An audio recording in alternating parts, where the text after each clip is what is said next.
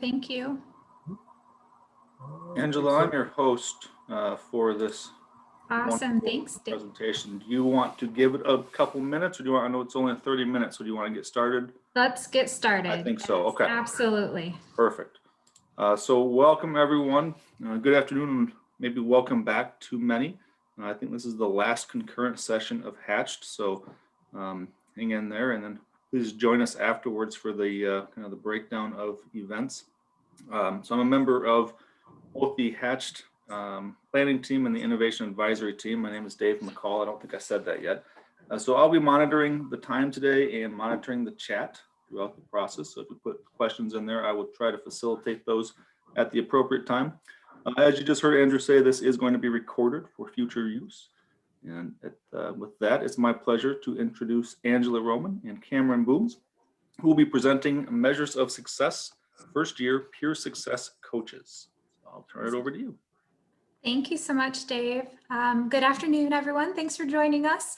Super excited to have a discussion with you all. I'm Angela Roman, Director of the Center for Leadership Activities and Career Services, which is in the Division of Student Affairs.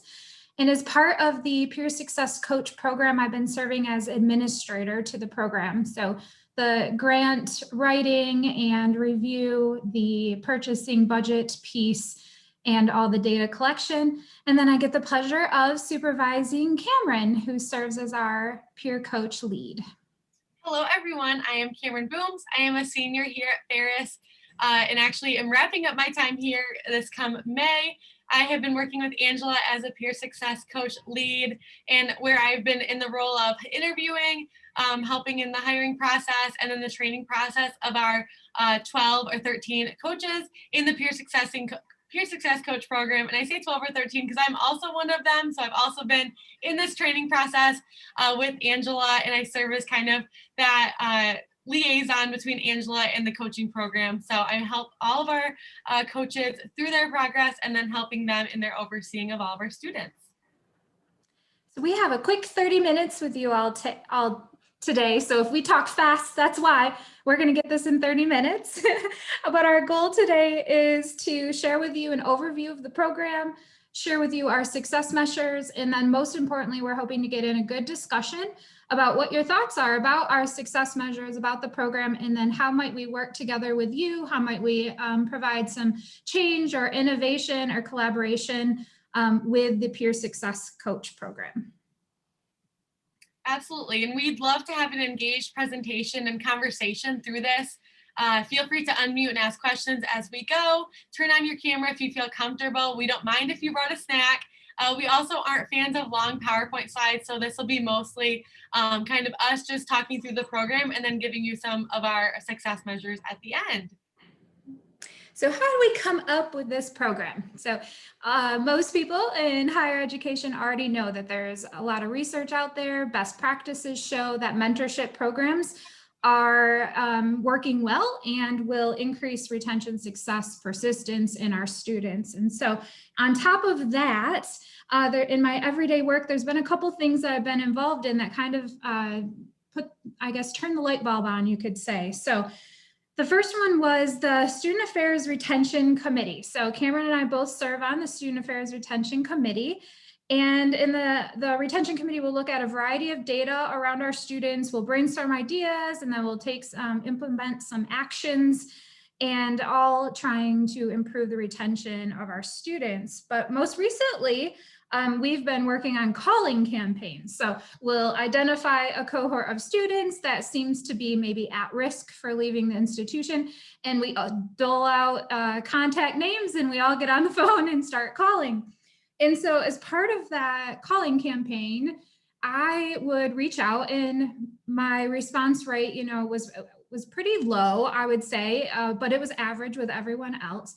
But what I didn't expect is a week or two or a month later, students would reach out to me, and they might not even have responded to me at the beginning, but they would reach out and say, oh, your email was so nice. You asked how I was doing. And so I thought maybe you were the best person to answer this question. So can I start with you? And so they come back to me. And so I wondered, what would this look like if we had some of our student leaders reaching out to our students and what feedback they might get, so that students felt like they had this welcoming person to talk to and ask their questions of. The second piece is, we all know we've been doing things a lot different during COVID, right? So unfortunately, COVID required our typical summer orientation to move to a virtual orientation. And so all of us in student life, we look forward to that, to set our students off kind of on the right foot. And so we get to chat with them. We tell them what exciting events are coming up. They get to meet friends that they'll be coming into the university with. And that we were worried that wasn't happening, and that our students would be a little more anxious, not familiar with campus as they normally would. And so we wanted to do something that would have a positive impact on that. And then the last thing is that even though mentorship programs are good, when you look into some of them, they're really intensive. So there's deep relationships. There's a lot of training for the mentors. There's typically a curriculum and specific number of contacts and specific information to reach out to. And right now, at least in my office, some of that capacity wasn't quite there. So I've been wondering about how could we do this, but not have such a deep experience with mentees. So gathered Camryn and the Dean of Student Life, Joy, who supported this idea. And I'm going to turn it over to Camryn to tell you about what we ended up with. Sure. So Angela got together all these great ideas. We talked with a variety of people and found support in implementing a peer success coach program. The program goals itself are to increase self-efficacy, a sense of belonging for our students, and career readiness in our first time in any college or Fidiac students. The program is structured so that all Fidiac main campus and fully online students are automatically connected to a peer success coach and all the support that they can provide, as well as a bi-weekly first year newsletter that is made specifically for first year students with information pulled from different areas of campus. From there, the student drives the work and depth of connection by kind of navigating themselves what they want out of their first year experience and how their coach can provide them that support. We currently have 13 student leaders who serve as coaches with a caseload averaging 120 people of those first year students. In addition, we've held programming for our first year students, such as the Becoming a Bulldog first year transition weeks. We held one in August, which had 15 programs, and one in January, which had 3 programs for those students that were admitted in August and for January. These were opportunities to ask questions about getting ready to come to Ferris, or learn about how to navigate Bulldog Connect, are one of our platforms that we use on campus.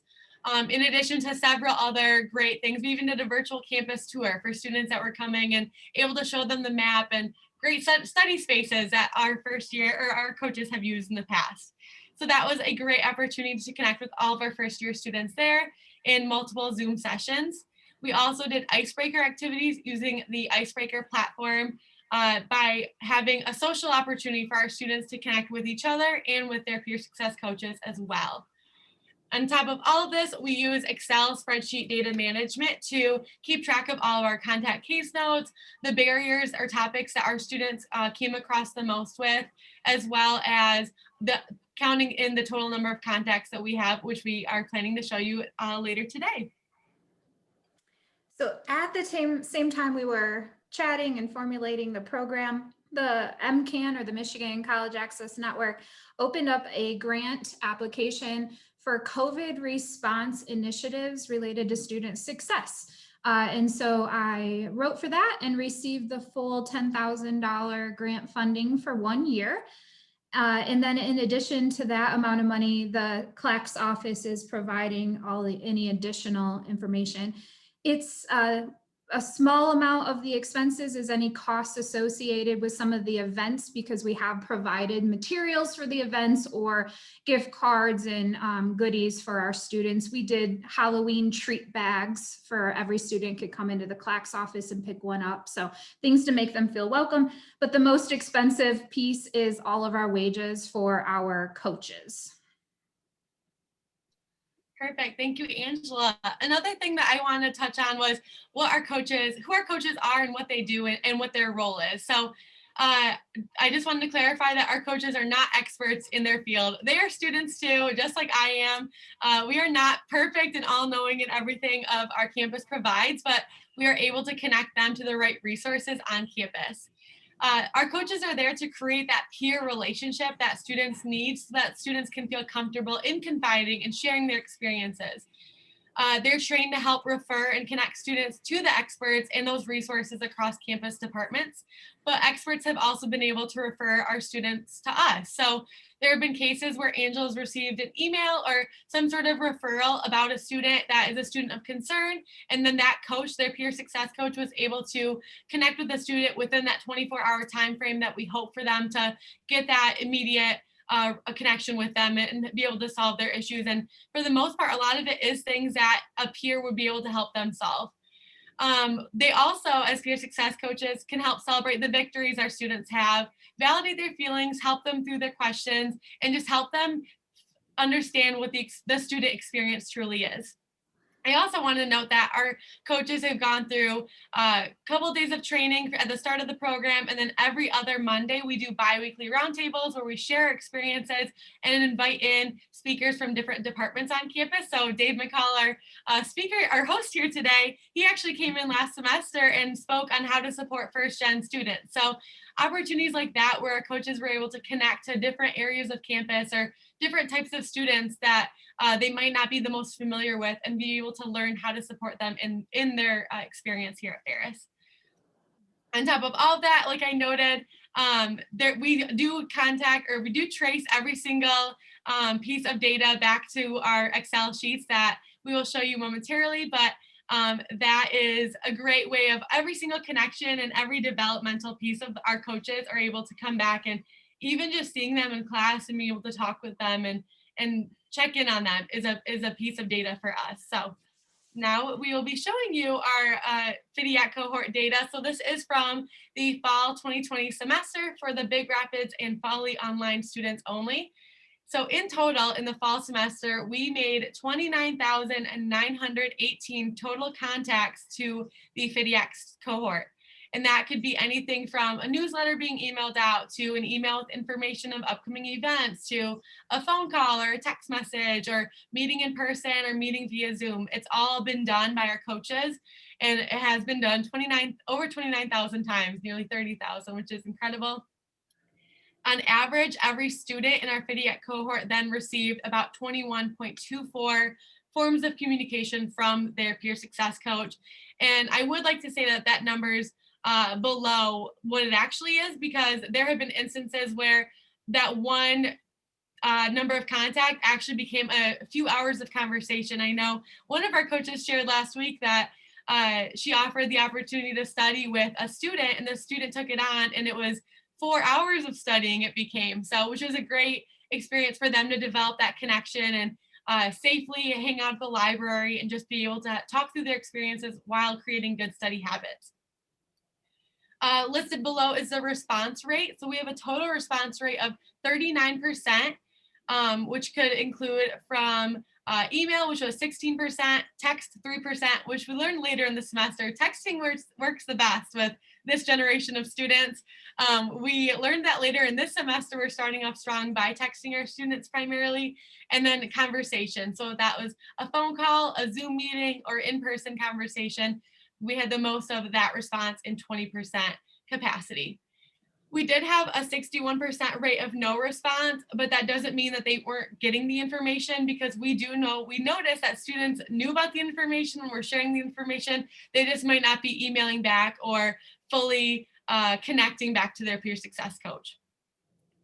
My favorite piece of data that I was able to find in this data analysis was our barriers that we identified, because this kind of showed me what our students are looking or struggling with. And we found 380 total barriers that our students identified, 137 of them being academics related. So maybe something with the COVID-19 impacting their academic schedule, or questions about advising or spring registration.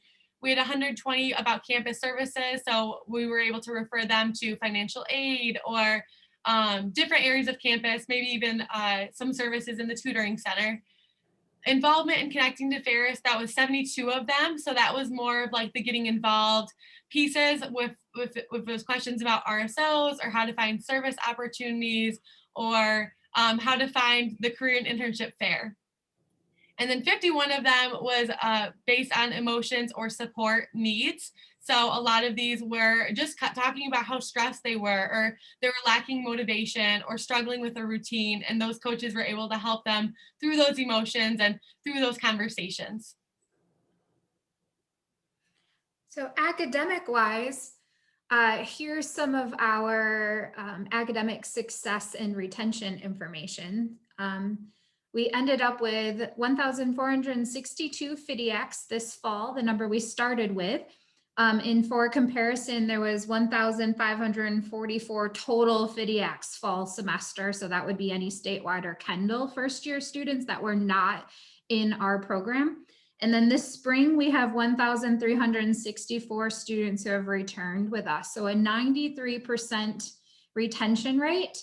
Not apples to apples, but the all Fidiac retention rate the prior year was 87%. So fall to spring. So I'd say that's a pretty good increase. We're pretty excited about that. The next piece was we look at grade point average. And so I pulled this out in two different ways for comparison. So the first two numbers are our Fidiac cohort, the Big Rapids campus and fully online for both 2020 and 2019. And you can see that we're pretty darn even. The fall 2020 is just a tiny bit under. And then our all Fidiac average this fall was 2.71 and a year before was 2.79. So our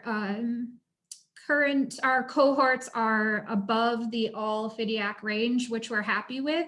And really considering the online learning transition and some of the things that we've heard about some of the difficulties in academics, I thought this was a pretty darn good comparison to 1 year ago. So we're really excited about that. So what's next? And this is where we'd love to get your thoughts and questions. And I'll start us off by telling you quickly about what's next that we already have planned. And so we're finishing out this first year cohort this semester. We did add 22 new January Fidiac students to our caseload. And we have one student coach working with them. We're planning a satisfaction survey to the students in the program. I have a social work intern who is with us right now and serving as a coach, and she's going to do that as her internship research project. And then over the summer, we're going to start to transition those students out of the program. So we're not planning a second year program, but with our connections around campus, our goal is to connect all of those students to who might be their next mentor on campus. And then we'll finish out the program after fourth day count in the fall. We're going to look at how many return back to that fall semester and what the spring GPA was. And then we'll finish out the grant reporting and hopefully be sharing some awesome good news about the program. And we are planning a second year cohort where as students attend orientation, they will end up on our caseload, and we already have the coach lead hired for that role. And as soon as students start attending orientation, we'll start getting them in the queue and start outreaching to them for their arrival in the fall. Thank you, Angela. So now we'd love to open it up for a discussion or any other questions as well. So I'll start with some questions, and if you'd love to unmute, I can call on you just to help with the Zoom navigating. But our first question is, how can we use this data to make change? Who can be involved? How can we add prevention around the common barrier topics? And if you have any innovative supportive ideas, let us know. And then any other questions, feel free to unmute now.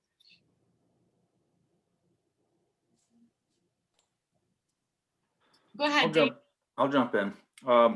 If you could, what were some of those barriers that maybe repeatedly showed up from students during these coaching processes? Was there something that really stood out to the coaches as a common barrier that many students were facing? Yeah, I'll share because I just went through the data and got to read all 1,400 some student contact notes. So that was a lot of fun going through that data and reading it all. There was definitely a lot of struggle with the students just going through the motions of the COVID-19 virtual learning. I remember remote learning being a very common listed category in our case notes, just because that was a thing that students were struggling with. And I think with that, it was like the ripple of effect of, because they were struggling with remote learning, a lot of other factors were coming into play. I would say that, and then for barriers or for other things that they talked about, or like services that they were looking for, I do like academics was the number one. I think a lot of students were stressed over spring registration, or just in general, the thought process of what next semester holds for them. I don't know. I think back a lot of that last cohort category I said, that was the emotions and student needs. And there was a lot that were categorized as stress, anxiety, depression, lacking motivation.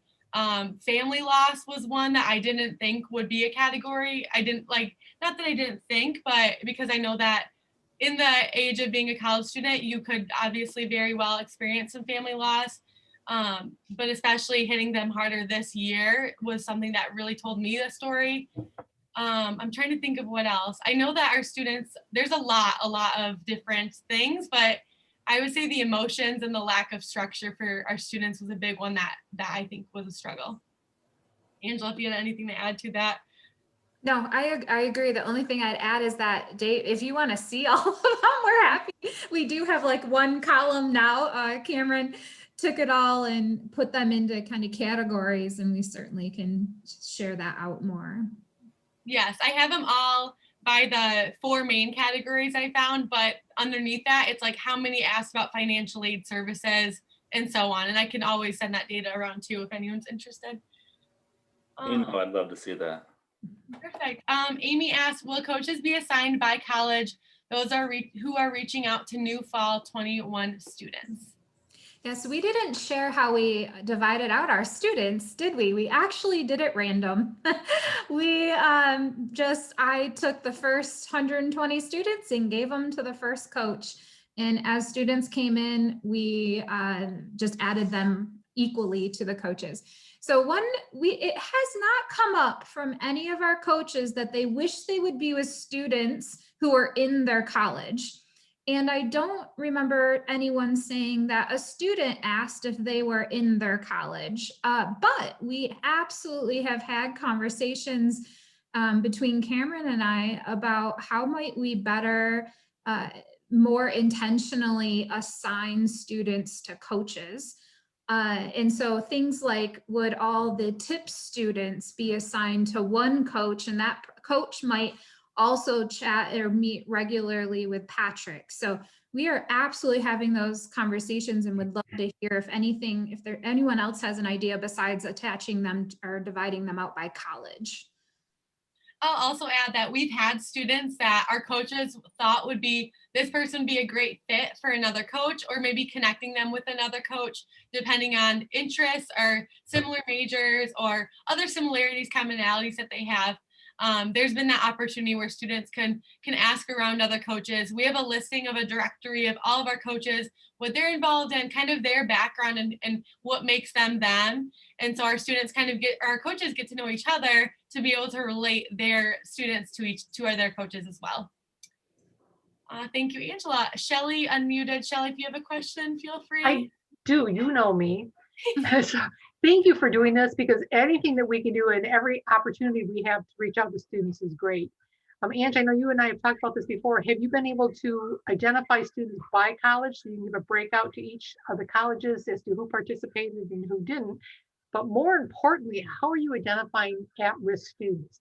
And I ask that because right now in general studies alone, we have 26% of our students who are on academic probation. How can we work with you to help make those connections for students? I guess that was more than a question. Oh, no, and we're there with you. So I have a web focus report that I can pull anytime, and it gives us things like if they're in the TIP program, what their grade point average was last semester, if they have midterm warning, or for a DWF, it gets marked yes. We have the students by college, by program, by ethnicity, gender, age, a lot of stuff. And so I'm actually hoping at some point I can put all that data into something that will allow me to pull things based on certain demographics to see how often that student type reached out with their coach, attended our activities, retained. And so our data behind the scenes is actually quite amazing. I'm excited to be able to kind of dig into it. Is to answer how can we connect? I don't right now.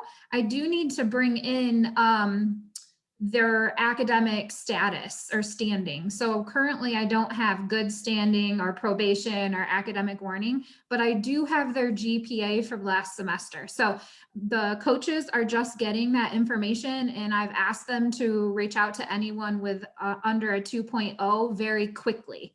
And then everyone else, they'll reach out as they normally would. I'll also add, we get the information if they've completed their FAFSA yet or not. I believe, Angela, I don't think you've noted that one. And so we've done targeted outreach to students that are still a no for FAFSA. In addition to, what was the other one I was just thinking of? We're pulling registration for next semester.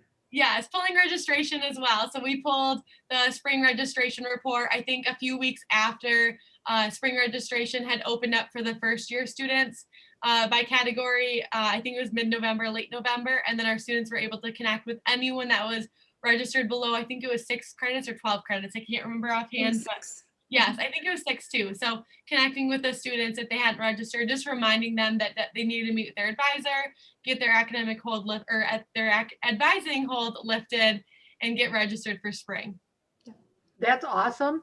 What we've always also experienced, especially with a lot of our first gen students and the new students coming in, there's a good chance if they have a financial hold that they have not completed everything to receive their financial aid and their loans. So helping them to understand how to get in touch with financial aid or how to complete that process is huge. Yep. The coaches also know they can contact me and I can go dig up more information if a student's struggling. And that's when we would refer them back to the expert too, and how to have a conversation with that person. Also important to know, I do have people around the university that will just ask me. So I've met with Patrick and Tip students and Stephanie with Perkins Grant students, and we're sharing information. And then our new college completion coach, Marissa, has access to all the case notes, so that as she works with students in her role, which is a further defined narrow role and student cohort, she can see what activities they're doing with their coach. So we're absolutely willing to share information that makes sense to help these students succeed. Awesome, great job. Tremendous work being done here with this mentoring program. We probably should wrap up. It's 4:28. I want to allow people time to transition to the debrief. That is the next or final session, I believe, of Hashed. So great job. Thank you, everyone. If there's any last minute questions, feel free to reach out to either Angela or Camryn. Thank you all for coming. Appreciate it. Enjoy the rest of your day. Thank you. Thank you.